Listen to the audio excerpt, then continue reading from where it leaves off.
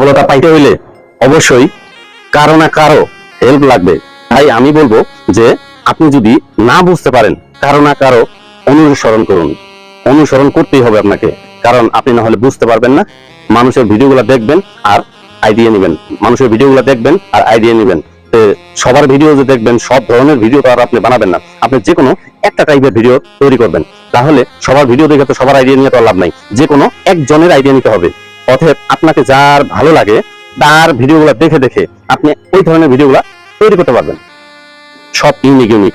আপনি শুধু ক্যামেরার সামনে দাঁড়াবেন আর কথা বলবেন, ক্যামেরার সামনে দাঁড়াবেন, কথা বলবেন, আর কথা বলতে বলতেই আপনার অভ্যাস হয়ে যাবে আর লজ্জা শরম সব চলে যাবে। তখন আর কোনো ভয় থাকবে না। মনের ভিতরে ভয় থাকে ক্যামেরার সামনে কথা বলতে চাইলে, কিন্তু সবাই বলতে পারে না। আস্তে আস্তে অভ্যাস করে নিতে হয়। এই জন্যই বলবো যে ক্যামেরার সামনে খাড়াবেন, অর্গানিক ভিডিও করবেন, এডিট করলে করলেন, না করলে নাই। আপনি টাইম টু টাইম ভিডিওগুলো আপলোড করবেন, কারণ ফলোয়ারের পিছনে দৌড়ে লাভ নেই আর স্টারের পিছনে দৌড়ে লাভ নাই। যাদের স্টার দেওয়ার প্রয়োজন, যখন আপনার ভিডিওটা ভাইরাল হবে, 2-4 হাজার কমেন্ট করবে, তখন দেখবেন স্টার সেন্টার আপনাকে খুঁজবে।